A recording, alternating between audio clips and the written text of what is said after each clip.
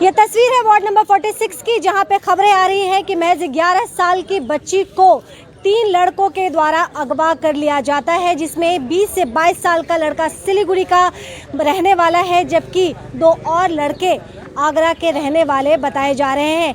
उम्र बहुत कम है, इसीलिए जुमेनाई कोर्ट में 2 लड़कों को पेश किया जाएगा आज दार्जिलिंग में। वहीं बच्ची का इलाज मेडिकल में चल रहा है। ह्यूमन ट्रैफिकिंग का ये केस बताया जा रहा है, जिसमें यह भी बताया जा रहा है कि जीआरपीएफ ने एक बहुत महत्वपूर्ण और अहम भूमिका निभाई है। बेहद कम समय में उस बच्ची को एक बड़े मुसीबत में झोंकने से पहले जीआरपीएफ ने बचा लिया है। बच्ची का इलाज मेडिकल में चल रहा है। वहीं पे 2 लड़के जिनकी उम्र बहुत है, माइनर है, इसीलिए उनकी पेशी दार्जिलिंग के जुमेनाई के कोर्ट में होनी है, और एक लड़का जिसकी उम्र 20 से 22 साल बताई जा रही है, उसकी जलपाईगुड़ी कोर्ट में पेशी होगी। कुछ ही देर बाद हम लड़की के परिजनों से भी मिलेंगे।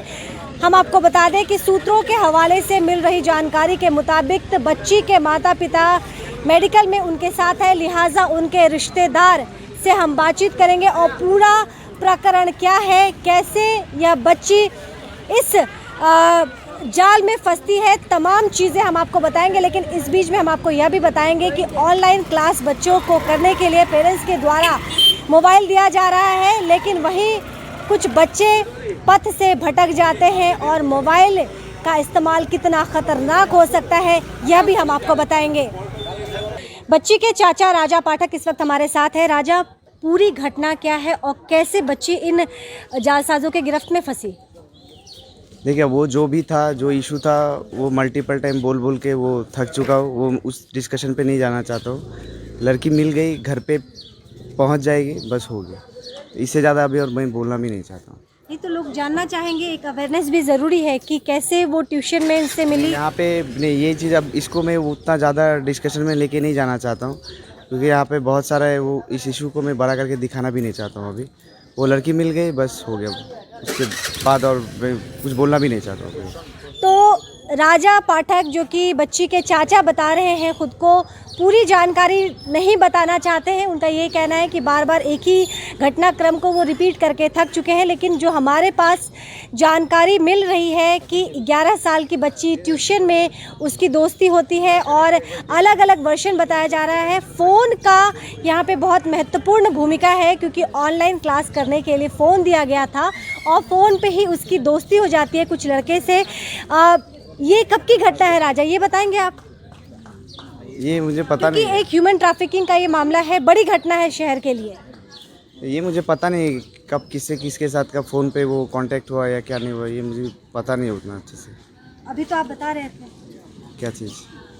कि ट्यूशन में थे वो, पबजी का, ये सारी चीज़ें आप जिक्र कर रहे थे। लास्ट टाइम बताया था कि वो उसके 2 दोस्त थे, जो इन्फॉर्मेशन मिला था उसी 2 दोस्त का वहाँ पे जो हाथ था, बस। तो पुलिस ने, जीआरपीएफ ने इन्हें कब कैसे इनकी रेस्क्यू की?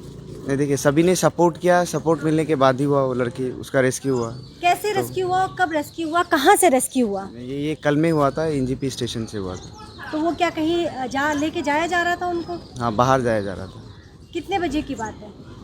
ये 11:45 में, रात के वक्त। रात के 11:45 का वक्त बता रहे हैं राजा पाठक, जब जीआरपीएफ को जानकारी मिलती है कि बच्ची को ट्रेन से अगवा करके आगे दिल्ली की तरफ ले जाया जा रहा था। लेकिन पुख्ता जानकारी के आधार पे पुलिस ने बच्ची को रेस्क्यू कर लिया। बच्ची का इलाज मेडिकल में चल रहा है और 3 व्यक्ति जो इसमें शामिल, उनकी बात बताई जा रही है। 2 की उम्र कम है, माइनर है, इसलिए उनकी जुमेनाई के कोर्ट में आज दार्जिलिंग में पेशी होनी है। वहीं एक व्यक्ति जिसका सबसे बड़ा हाथ होने का शक है, उसका 20 से 22 साल है। वो लड़का जो है सिलीगुड़ी का ही है, और धीरे धीरे पुलिस का शिकंजा जब कसेगा तो बहुत सारी गुत्थियां जो है वो अपने आप खुल के सामने आ जाएंगे। इस बीच में हम अपने दर्शकों को बताना चाहेंगे कि 23 तारीख को एक बच्ची को अगवा कर लिया जाता है, और अच्छी खबर शहर के लिए ये है कि बच्ची को बचा लिया गया है। इलाज चल रहा है मेडिकल में, और बच्ची के बयान के बाद ही आगे की चीज़ें जो है पुलिस आगे की कार्रवाई को आगे बढ़ाएगी। लेटेस्ट अपडेट के लिए लगातार आप हमारे साथ बने रहे। फिलहाल मुझे इजाज़त दीजिए, लेकिन इसके बीच रंजन सरकार का क्या कहना है वह भी हम आपको बताते हैं। इस वक्त आप मिले, क्या कुछ बातचीत हुई है, क्या उन्होंने बताया? बच्ची 7-8 में पढ़ती है, तो अभी इस समय तो ऑनलाइन में क्लासेस होते हैं। जी। किसी तरह ये लड़कों के साथ उनका संपर्क में संपर्क हुआ, लेकिन ये लोगों के मन में क्या था ये तो बच्चा नहीं जानती है। जो भी हो 23 तारीख शाम से उसको नहीं मिल रहा था। उनका परिवार भी बहुत जगह गया। पुलिस ने, आरपीएफ ने बहुत सहायता की। एक दिन में ही उसको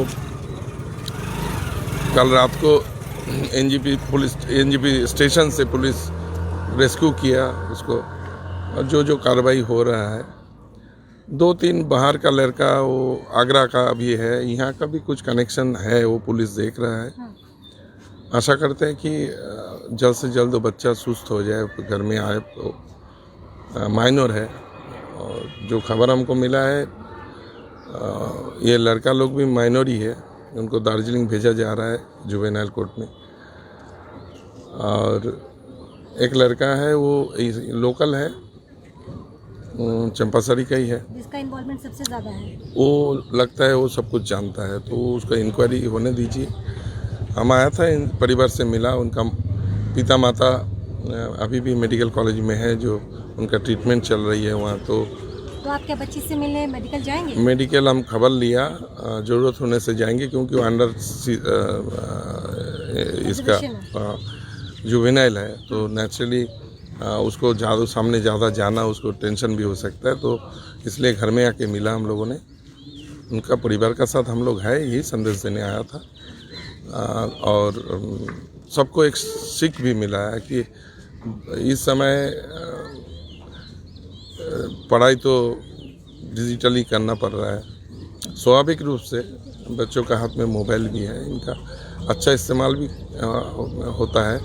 लेकिन कुछ 1-2 जो गलत घटना घटता है, उसमें से हमारा नया पीढ़ी को सीख लेना चाहिए कि कहीं भी अननोन पर्सन के साथ, उनका साथ दोस्ती करना, ये ऐसा भी घटना घट सकता है। तो सावधानी बरतना पड़ेगा, सब फैमिली को भी बरतना पड़ेगा। सबको सोचना पड़ेगा कि हमारा बच्चों क्या कर रही है, वो पढ़ रहा है, क्या कर रहा है, उसको भी थोड़ा नज़र देना पड़ेगा। और बच्चों को थोड़ा काउंसलिंग भी करना पड़ेगा। यही है। बहुत बहुत शुक्रिया। Thank you.